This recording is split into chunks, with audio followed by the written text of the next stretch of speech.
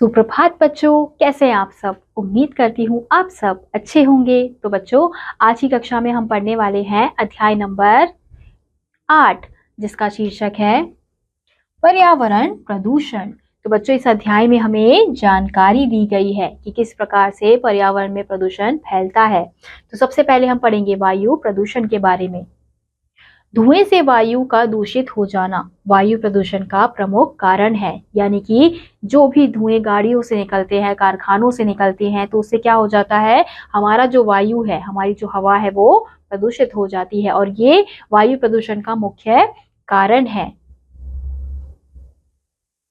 वातावरण की वायु में घुला हुआ धुआं दिखाई नहीं देता, परंतु उसमें वे सभी हानिकारक तत्व होते हैं जो हमारे शरीर में जाकर गंभीर बीमारियों को जन्म देते हैं। तो बच्चों, यहाँ पे बताया जा रहा है कि वातावरण की वायु में जो घुला हुआ धुआं होता है वो हमें ऐसे नजर नहीं आता है, लेकिन उसमें जो सभी तत्व होते हैं वो क्या होते हैं, बहुत ज्यादा हानिकारक होते हैं, जो हमारे शरीर में जाकर क्या कर सकते हैं, गंभीर बीमारियों को उत्पन्न कर सकते हैं, जन्म दे सकते हैं। सांस लेने के लिए वायु का स्वच्छ होना अत्यंत आवश्यक है। यानी कि जब भी हम सांस लेते हैं तो उसके लिए जरूरी है कि हमारे आसपास की जो हवा है, जो वायु है, वो स्वच्छ रहे, साफ रहे। तो हम यहाँ देख सकते हैं कि किस प्रकार से अलग अलग जगहों से धुआं निकलता है। अब जैसे ये जो हलवाई है वो क्या कर रहे हैं, गैस जला रहे हैं, तो उससे क्या हो रहा है, धुआं निकल रहा है।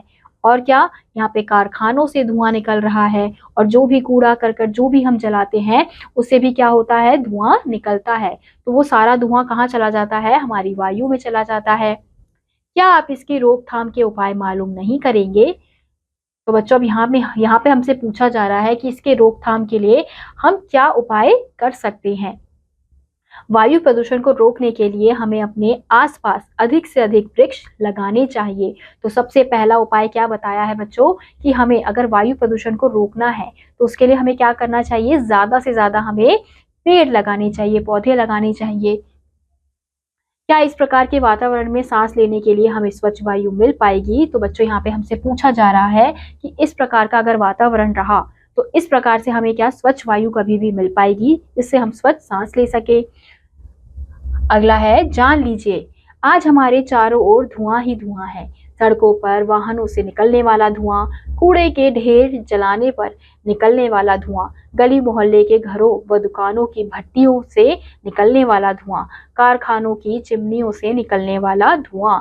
तो यहाँ पे हमें बताया जा रहा है कि किस प्रकार से जो धुआं है वो हमारे चारों ओर नजर आता है। जैसे सड़कों पर जो वाहन चलाए जाते हैं उससे निकलने वाला धुआं होता है, फिर कूड़े के ढेर को जब जलाया जाता है उससे निकलने वाला धुआं होता है, और गली मोहल्ले के घरों या दुकानों में जो भी भट्टियां चलाई जाती हैं उससे निकलने वाला धुआं होता है, और कारखानों की चिमनियों से निकलने वाला धुआं। ये सब धुआं क्या करते हैं बच्चों, हमारे वायु को प्रदूषित करते हैं।